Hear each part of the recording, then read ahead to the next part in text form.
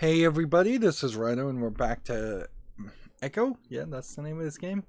It's a little too simplistic of a name.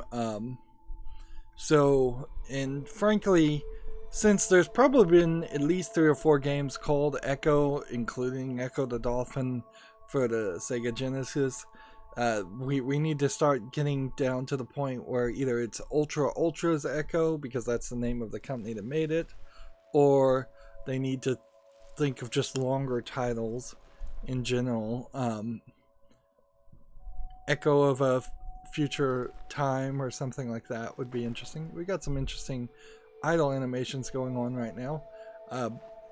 Now, I just looked at the mess that was the first recording as far as the files, because the game crashed, it corrupted in the small part the footage of the first half of the first recording, so there probably will be some sort of abrupt jump in which I just kind of stop my sentence and then start back and didn't explain myself well. Or, I'll even leave the door open that I might, after playing this entire game, just go back and play the first section a second time. So we'll just move forward from this. So one of the things that might be a problem with a game like this, with this opulent design, is you've got a lot of textures which in Unreal are then translated into materials, and the materials are then given a reflective property, so all the gold is a little bit reflective. That can certainly force a computer CPU or GPU to do a lot of extra work. There might be a level of too much opulence here, and we could make that argument certainly, where we're getting like no shortage as far as walk and talk dialogue, no shortage as far as backstory, no shortage as far as graphics. We went through a whole section that was really just a walking tutorial, and now we're going through a very, very pretty area. The problem with something like this is, if you were going to make a Hitman level in this, which, like, sure, that would make sense, you would probably have to lose so much detail and dumb it down visually just so you could have a case of more characters walking around who would be the potential Hitman victims, or interactable objects that you could pick up and throw or use. So only when you have an experience like this can you push it to the maximum when there's no other characters on screen. So it'll be interesting to see if we see a slight dip in quality once we start seeing more characters in this world. I almost wonder if this game started off as an idea to, let's make a 3D looking Telltale style game where it's mostly story and mostly just walk and talk information, and you barely interact with the world, or you barely interact with with any characters.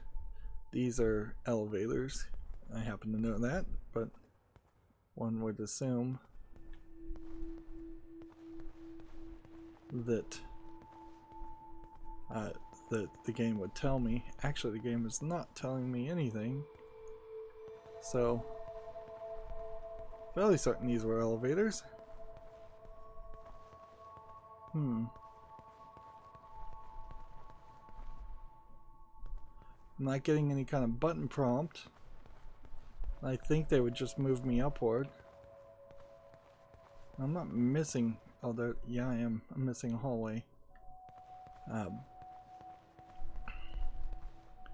This building, I think, either shifts or is just supposed to be incredibly right huge. About the palace. What's the plan now? We get Foster back, and then we leave. I was hoping for something more specific. I suppose we're looking for some sort of apparatus like the one Gramps had. Would that be the soul sucker? I'll know it when I see it. Even if you did find the thing, this place is dead. What mythic technology might be here is now useless. We just need to power her up. Tell her that we're here. I can feel this is going to work out just fine. Yeah, famous last words. It says, shouting, press Y. You know what? I don't think shouting's ever a smart move. Here you have a desk, which does imply that I'm people moving were... down. There must be some sort of power below the halls. Let's see. Hello? So, see Hello? how many lines of dialogue we Shouting. have. Is that your plan? Anyone home? Anyone home? Anyone home? So it's just anyone home over and over again after that point.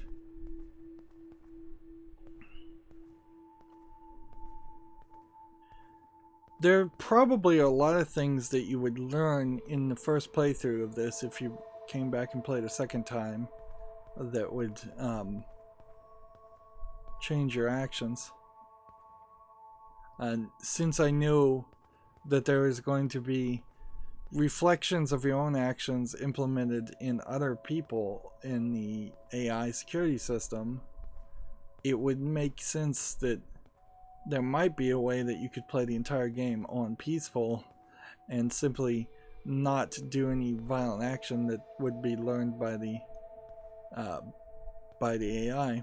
This seems like clearly some kind of government type body where you've got people just sitting and waiting, or it's just more waiting rooms upon waiting rooms upon waiting rooms. That typical afterlife problem, I imagine, would be all the people dying. And up here, what is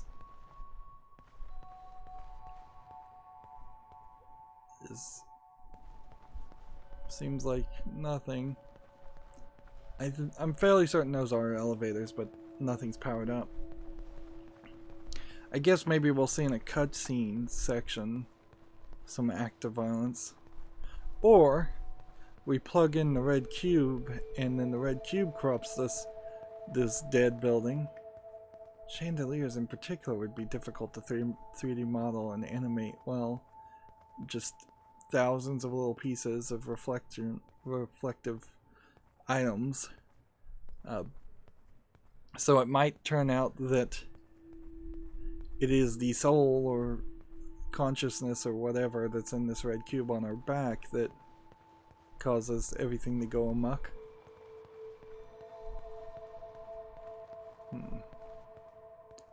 This is really pretty.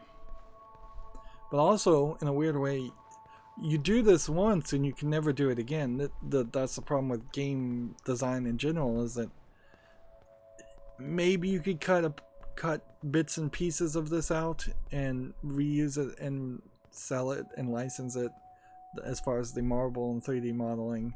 But you've got to do a lot of effort to make sure it doesn't feel like it is a asset flip game or a game that just... It's saving again. We've had 2 saves before the game has actually had any gameplay, and frankly we're in an hour and 10 minutes, it seems like, into it before we have any gameplay. I see a little bit of light. Anyone home? It's a mirror reflection of me, so I'm either looking at a mirror or something is copying me. Now, mirrors in particular have never been very well programmed in video games, and that's what ray tracing is moving to try to fix. Solid mirrors and transparent mirrors when you're just looking through like a piece of glass. So since this game came out before ray tracing happened, my assumption is this is just implementing something similar to that technology, but hand coding it. And it is a full mirror.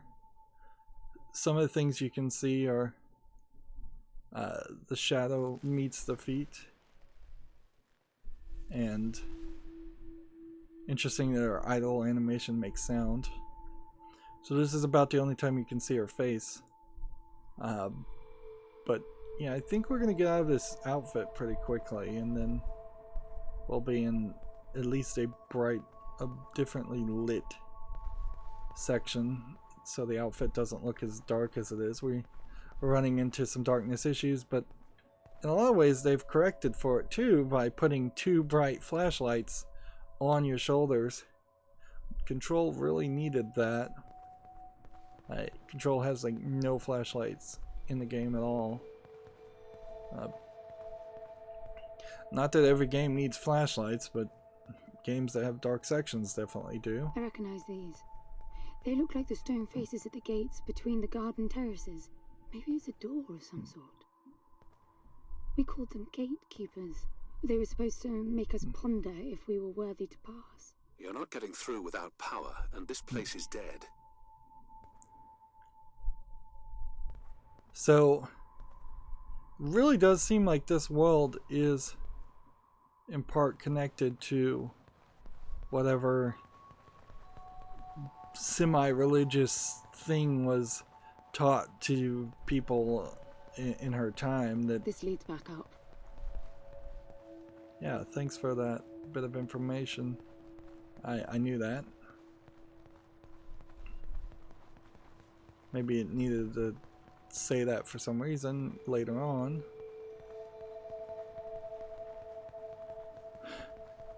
Like, imagine spending your entire life to prove yourself worthy. I guess that is a condemnation or a statement on religion in general, is that you're either proving yourself worthy for a heaven of some sort, or you're getting into heaven via some form of grace.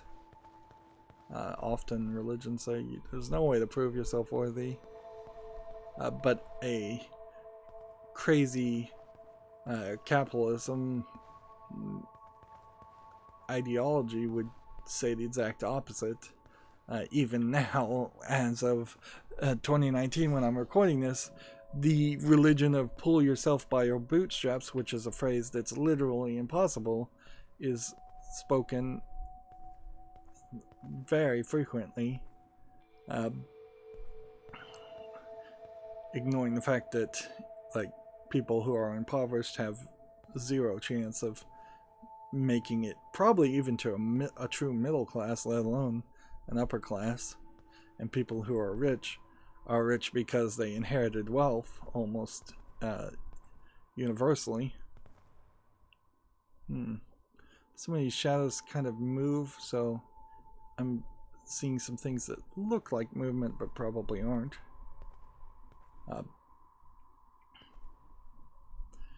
It's probably a little bit too much of a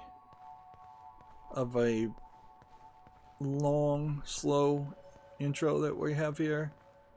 I don't think we really needed to see the outside of the structure and be enthralled and engaged with that, then see the inside of the structure and be enthralled and engaged with that with the power out, to then play the game and see the inside of the structure and be enthralled with that. It's frankly asking too much. I guess maybe what will happen here is I break my way into heaven, for lack of a better descriptor, and because I break my way into heaven by cheating, by doing something like that, so I'm looking at my life bar recharge just to see how fast it takes. Takes a few seconds. You can also vault over some things, but it seems like you can't vault when there's something in your way. So that's odd. It's as if everything was bolted down to the tables. You couldn't just knock it out of the way. Of course, now I've done a descend and a vault. So if the AI security system was paying attention and learning things, they would now know how to descend and vault too. But I think the point of this being a power out section is to allow you to have a little bit of... It's a voice. It looks like a tuning fork. Yes, obviously. The resourcefuls call them voices. Strike them and let the true tone interfere to find clarity and enlightenment. Ah, of course. Resourcefuls being what she is, being the people who have to prove themselves worthy to some kind of heaven like this, if not this. By the way, I said in the first recording that I thought he had said this was like a pre-Renaissance. It wasn't Renaissance that the word was used. It was something called, like, I think Reconstruction. So my speculation on reuse of Renaissance was inaccurate. Basically, it's just backstory description. Now, I think you have to find all of these if you want an achievement. What does that mean? The suit detects a pattern to the sound, and the decryption is kicking in.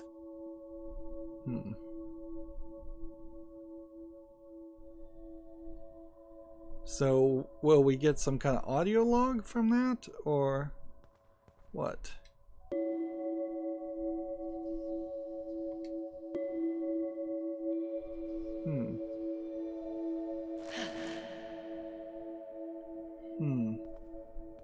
So maybe it's going to start playing an audio file later, or maybe you have to get more pieces of the tuning forks before you get a full audio file. Guess it's more pieces. It's definitely picking up something. I think they're pieces of a puzzle. We need more of them to find out what it is. Okay. You can kind of see at this point how this game may not have even had its main gameplay mechanic. That might have been a bit of a late addition, and yeah, that would make sense based on the length of it. The main gameplay mechanic would be the hardest part of this game to program, and it is a rather ambitious gameplay mechanic at that. So I doubt I'll see too many people copy it. Now, arguably, there might be a good argument against copying this gameplay mechanic anyways, because it may not be as interesting of an idea in implementation as it would seem, as they probably thought it would be. That's very believable, because playing effectively this game boils down to a red light green light game that with copycat functions. And I'm not 100% certain that this whole section we've seen isn't all of the game, all of the floor layout. And maybe it realigns itself or something, but maybe it kind of does nothing.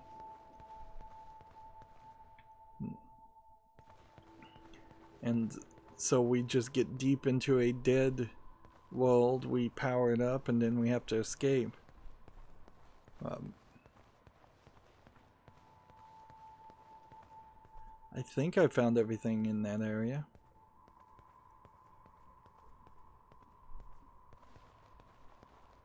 It's particularly dark. Dark, and that's a little bit creepy.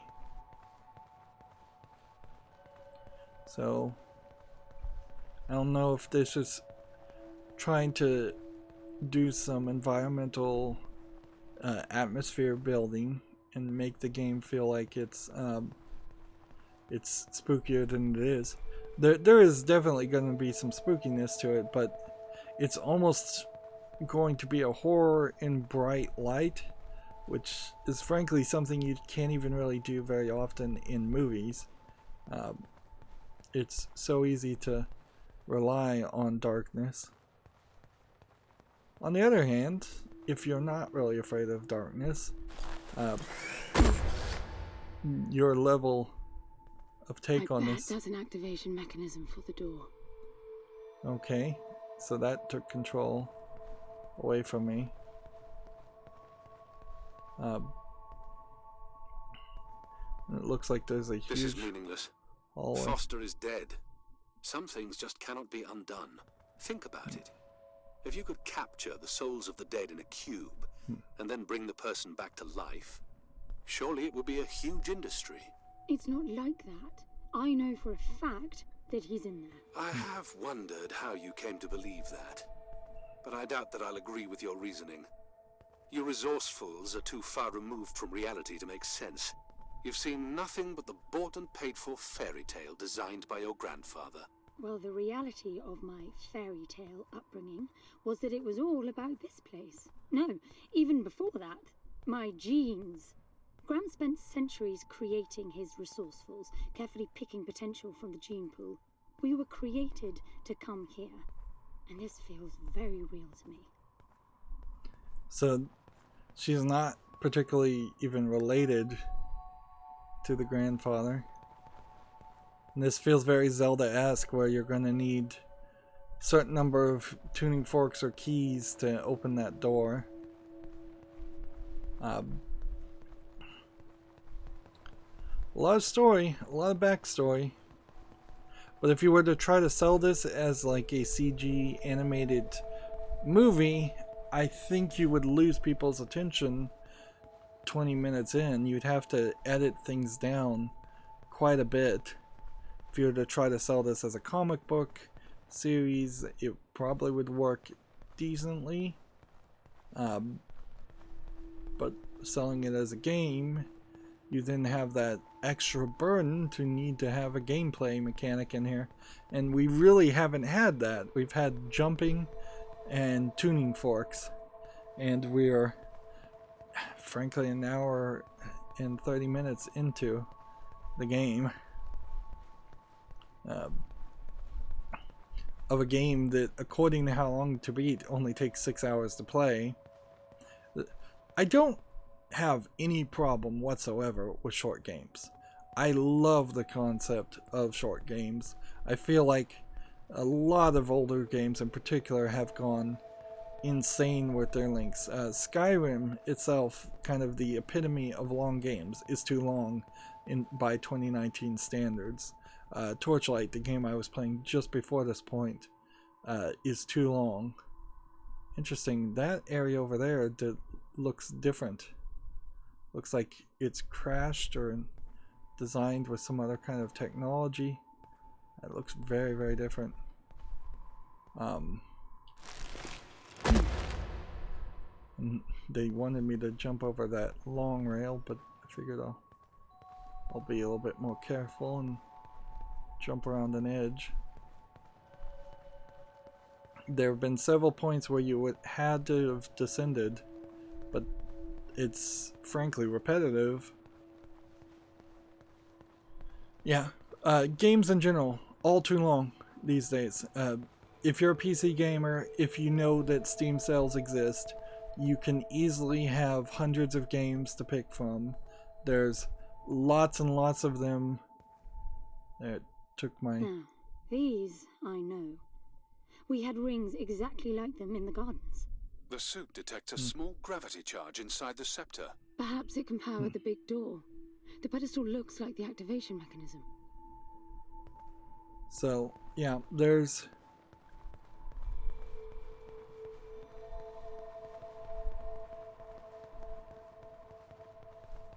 Before we hit the switch, let's look around. There's more on the sides here, so these could open up, these shutters, when we activate things. Also, I think if we wanted to go back, we probably are at a position where we could descend back that way. So that might be the direction we go. So it really might be just like a 3-hour journey down to one point and then back from one point. Yeah, most games are too long. If this game really is 6 hours though, it's kind of not efficiently using those 6 hours for me. I'm playing a little OCD, trying to look around everywhere, trying to see if I can find that final tuning fork, which honestly I think there's a decent chance I missed them. I missed one. The problem with being in a dark room with big hallways is that you can't do the usual trick, which would be to hold your hand on one side of the wall and then walk around the entire maze. So yeah, so this game feels like it might be a little too short. Most games feel like they're a little too long. Control felt very long for what it was. I think that's in particular because I was not reading the dialogue content, the pickup. There was a ton of documents. I've seen no documents. It's all been walk and talks in this game. Thank goodness for that. So I wasn't getting enthralled with the inner story of Control, and I wasn't doing any of the side missions that would randomly pick up, because I knew immediately that they were going to be just random side missions that never stopped, and I wasn't doing even the non-random side missions that were story side missions because I just wanted to see the end of the main story, and then the main story was weak, so every element that I tried to engage with Control had big caveats to it.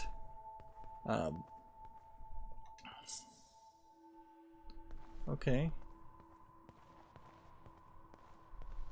Just out of curiosity, what's the higher meaning of keeping scepters displayed inside huge rings made of gold? It does seem a bit much, even if you are filthy rich. The rings were not for show. They are part of our training. Oh, and you do what exactly? Step inside and feel wealthy? Not quite. The rings spin up, and the challenge is to get out in one piece. At first, staying in there is the only sane thing to do. But as the hunger comes, the rhythm of the spinning starts to sink in. At some point, you realize that starving eats away at your chance of making it out. Then the leap.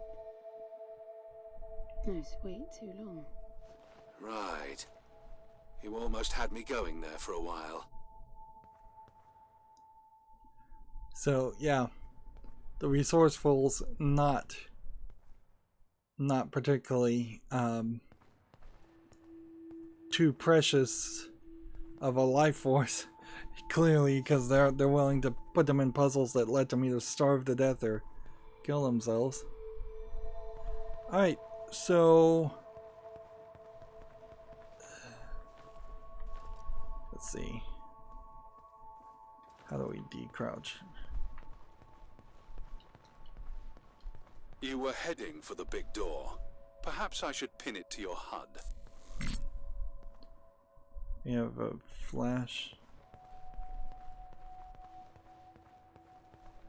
Thank goodness, because I was kind of needed that help. Seriously, we're gonna just make it to the big door, and then that's gonna be the end of this recording, I think. Yeah.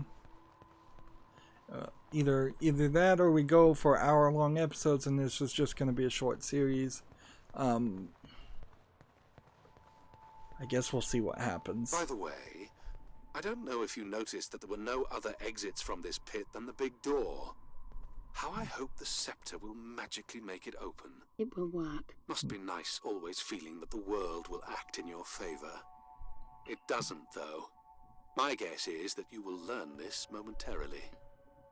So clearly the computer that's talking to you that runs the ship is the voice of a Gnostic atheist opinion, atheistic opinion, that there is no God, there is no religion that's true. The world isn't going to work in your favor. Where the character we're playing is making a statement from a Gnostic, theistic point of view, that she knows there's a God, she knows there's a religion because she's been raised to it, and here now she's seeing proof, which frankly, this is a lot of proof to at least say there is some basis to her religious upbringing. Seems like that's going to be this entire game, and that frankly is a dangerous topic to cover. You certainly wouldn't see a Ubisoft or Electronic Arts try to make a game that had this kind of story. If they did, they would do it so much-mouthed and weak-willed that it would not be impactful. Now, let's see. Now, I'll say this cutscene seems a little dark in the Nothing. background. What a shock. Looks like you might be joining Foster after all, just not the way you imagined. I don't get it. What Gramps did to hundreds of resourcefuls for this? I'm surprised it was just I saw it hundreds. the day I came to you. The subject lies down on a marble surface with a strange silver pattern. And the silver unfolds, pierces the skin, and slithers inside. In about half an hour, it consumes everything. And all that remains is an empty slab of marble and a newly formed cube. No. He called it the translation. The flesh and the soul shall enter the palace through separate doors. We said it 1,000 times, never realizing. I didn't catch Foster's soul in a magical cube. He was dying, and I translated him. You killed him. The fact that your grandfather did unspeakable things doesn't prove he was right. That Foster can come back, that's insane. It was the only chance we had, and believe me, I'm good at chances. I gamble for a living, remember? That's how I stayed alive all these years after leaving the gardens. Well, this time it didn't pan out. Look at you now. You think I'm giving up?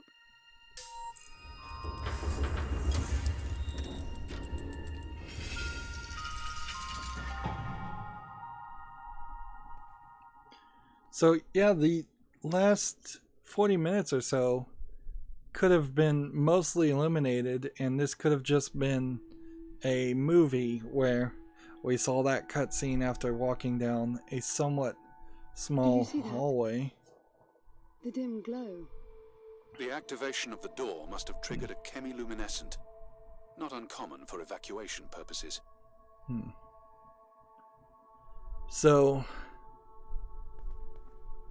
yeah, do I want to end the recording here, in which we've really not done anything? Or do I want to go for hour-long episodes? I think we're just going to have to do hour-long episodes. So the building is waking up. The grandfather took hundreds of resourcefuls that he genetically engineered and translated them / turned them into cubes. What he did with the cubes after that point, I don't know. If he actually brought them to this place, and if this place actually did anything with it or not, or if he was just storing them somewhere, or perhaps it's all a lie.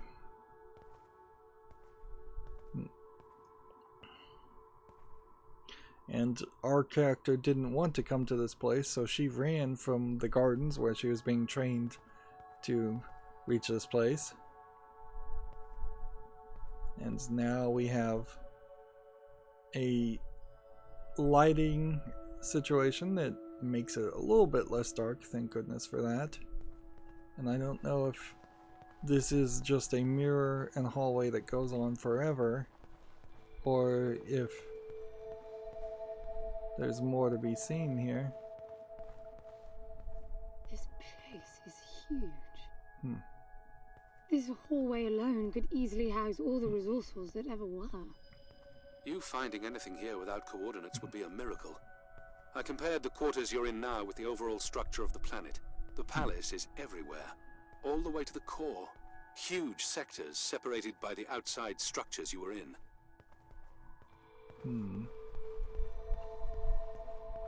Yeah, it feels like if I don't find a tuning fork or something, we're not going to be able to get anywhere. Seems like these doors will probably open eventually, and maybe there's a central section. Maybe like a big boss fight. What's weird is, again, with the echo effect, we have two pathways that go in very opposite directions, and I can only assume that after a certain amount of walking, you're going to get an indicator that you should go one place versus the other. Nope, these elevators still don't work, or they really aren't elevators.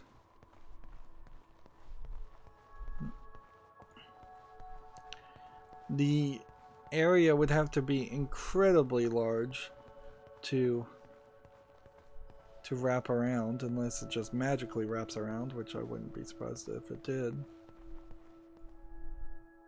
There's clearly more areas downward.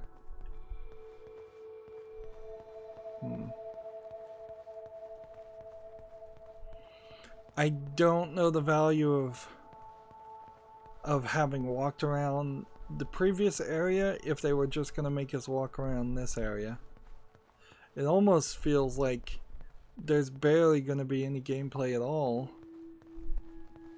and it's not worth the effort to try and step on every one of those platforms.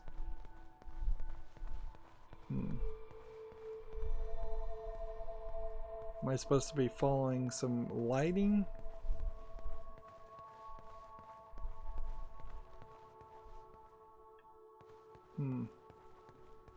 If I go down, I don't think I can come back up. This is almost just like a hide and go seek game at this point. Like, I've often wondered if you could play a hidden object style game in a 3D environment where there would just be one thing you're looking for in a giant room full of other things. But just stand here for a second. Oh, nothing.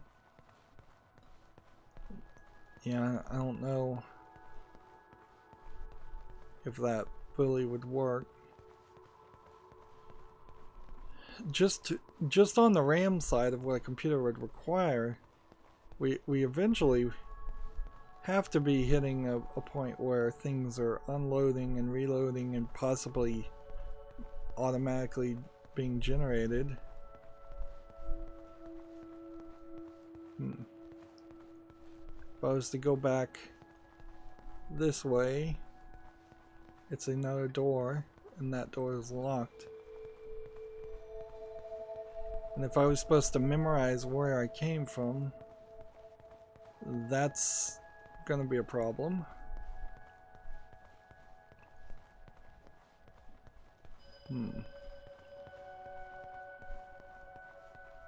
Seriously, how much wandering do they want me to do?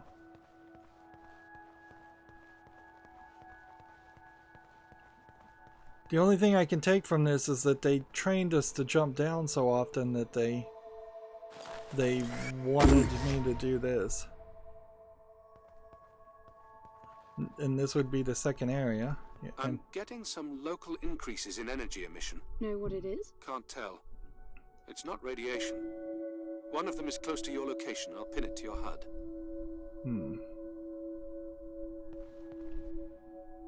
So I don't know if I'm finding different tuning forks now, or maybe that's an elevator. or if I'm still just finding the same tuning forks.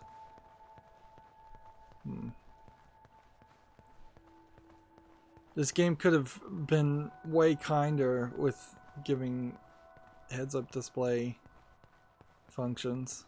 I can't jump over this, interesting. No vault option or anything like that.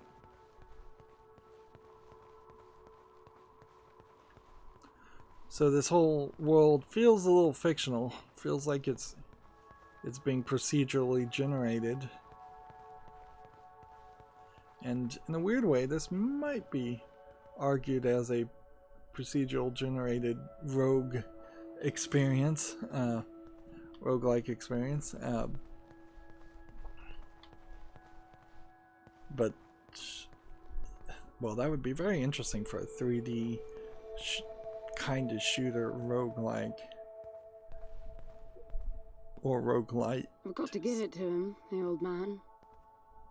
This place is spectacular. Nothing but an infinite palace would suffice for you resourcefuls. I wish you'd stop calling me resourceful. It's what you are. I had the training, but I never bought into Gramps' vision.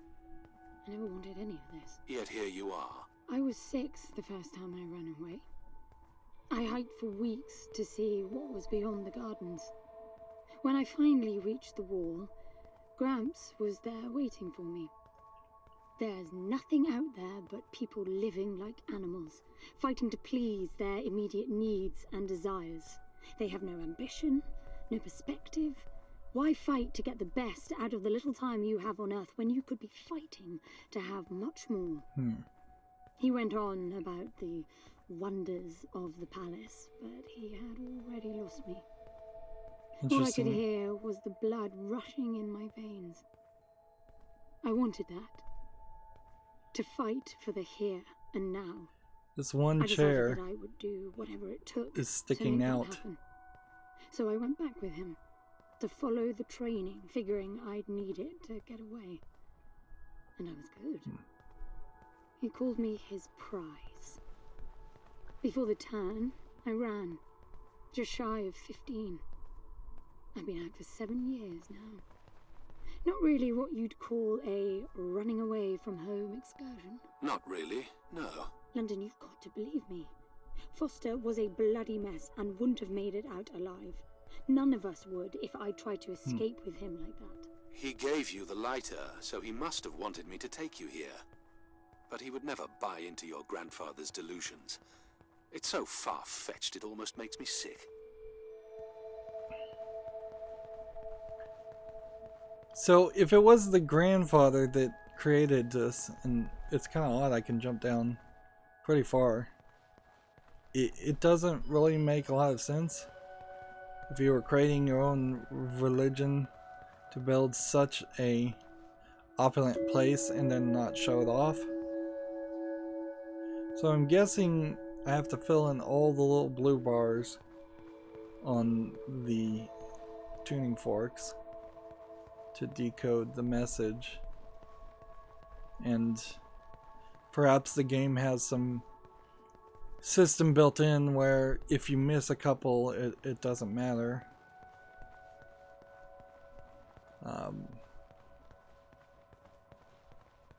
We're seeing a lot of the same. There's a problem with the amount of repetition here. And I feel like that was slightly a problem in Control also, but Control has less of an excuse for having repetitive content, considering that he had more funding and a bigger team. In a weird way, it's almost a just mental block mistake. I guess I've already struck that one. They went down here. They thought if they could make a game that was very, very pretty, they could make it devoid of gameplay mechanics. And that's like a project manager mistake. Like, clearly you could have had, let's say, get rid of the chairs, don't have an animator paid time and money to make chairs, and just stick with the tables and maybe even get rid of what's on the tables, and then you have more money to hire a gameplay programmer who can put in a gameplay mechanic into this. But clearly there should be something around here, even if it is just a simplistic enemy of some sort, just something to shoot. Like, throughout this entire time here, we're about 2 hours into the game, I could have been pulling out the gun and shooting just, you know, snails crawling on the wall, and it still would have been a lot more video game like than what we're seeing. We're getting close to almost like a meditative vibe with the game, where they're intentionally trying to make it empty, even though it's full of things, but just empty of people and empty of action to meditate on. And your mileage will vary on that, certainly.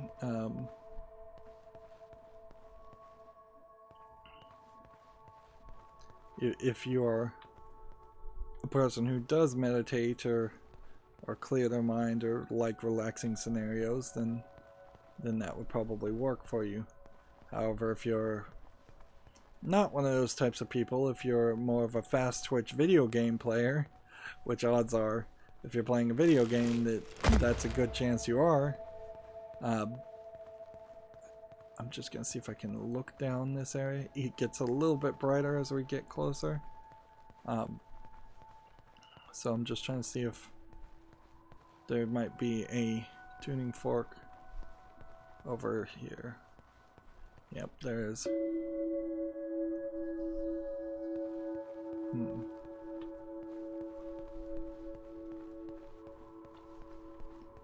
Yeah. Again, you have the reflection over there, which I guess you could have probably ended up on that side. Maybe.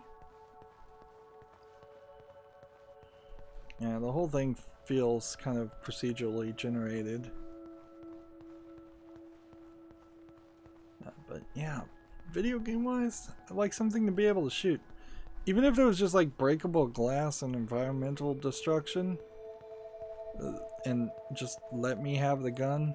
The fact that I used the gun to open the door nearly an hour ago, and then the AI ship says I'm disabling the gun to save energy, is not what you really wanted to have happen. It's boring. That's what we're running into, is something that's kind of boring. Is that a throne? So climb up on the throne, I guess, to open this door.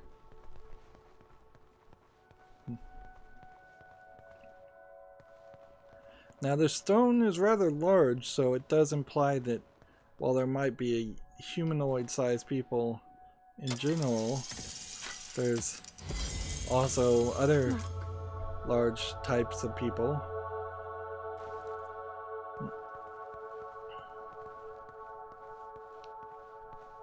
Nice reflections.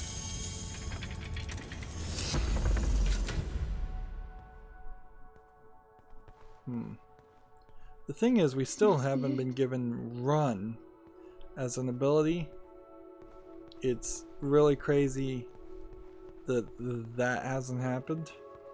We also are mirroring what we saw at the beginning of the game, where there was a giant glowing moon. This room, I've been playing for 2 hours, kind of cautiously saying, oh, I want to look at this whole room and get an idea of where it is and what it does. This whole room has been, again, overly designed, very large. For the size of things, it seems like there could be 12-foot tall creatures designed for it, and then these chairs might be for regular humans. The scale is off. The doors, yeah, easily 10-foot, 12-foot person. Or alien.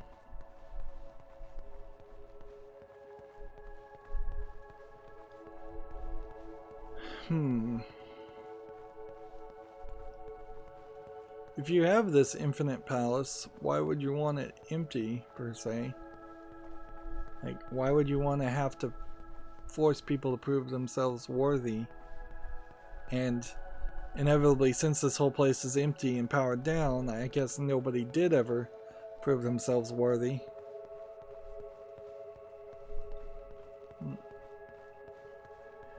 I'm not getting a good feeling on how often I'm going to find tuning forks also.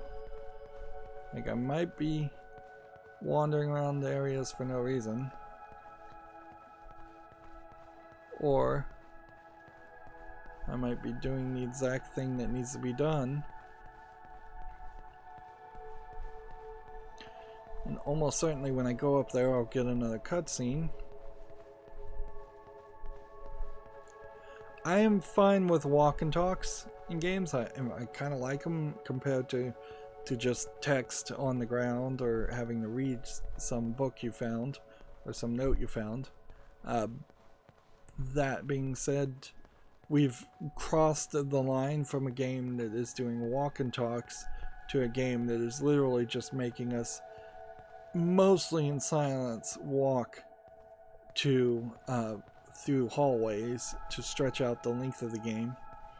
And clearly they ran out of money at some point, because you wouldn't have a game that is being reported as 6 hours long, and then the first 2 hours give you this kind of experience where nothing happens in between the cutscenes.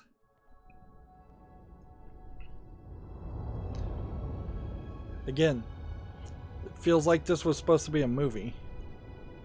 It looks exactly like the thing that made the cube.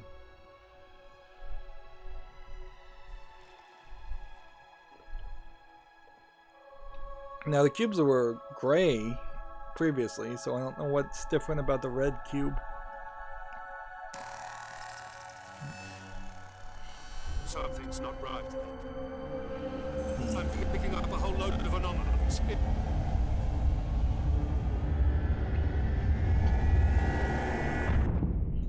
How she knew that would do anything, we don't know.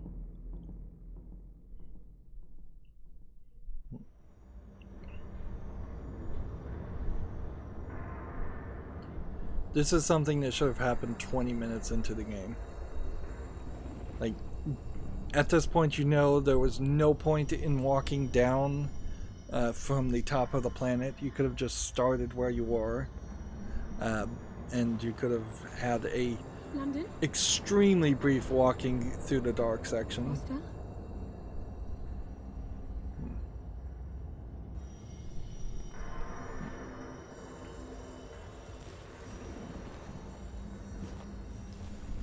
So, by all description, it seems like the grandfather couldn't have been in the red cube, because you stole the red cube from the grandfather, and then... Costa? Are you doing this? Ben, I thought I lost you. Massive power Her name surges is are blazing In. through the outside structures, and the gravity clouding nearly tore me apart. She's waking up. More like malfunctioning. If those reaction veins cross... Wait, what's that? Something's wrong with your HUD. I think it's the cube telling me where to go. It happened when I put it on my back. Unlikely. The suit is hard-coded and all blocks capped to the minimum. No room for adding to or altering the code. Interesting. Alright. So now it's telling me to go down. This is an interesting HUD, but it's not really a HUD in the sense that it's not a heads-up display. You actually would have to look down to see it the way it's being depicted.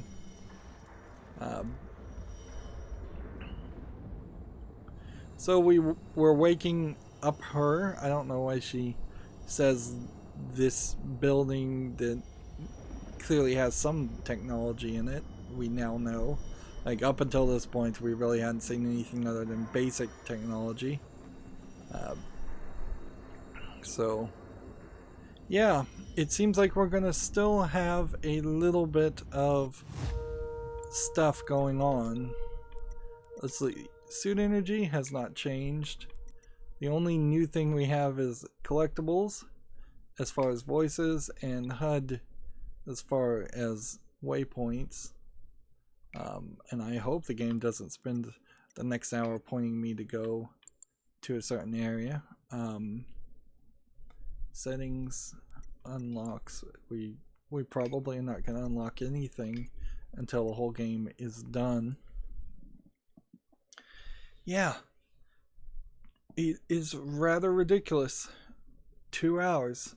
2 hours for what should have been 20 minutes.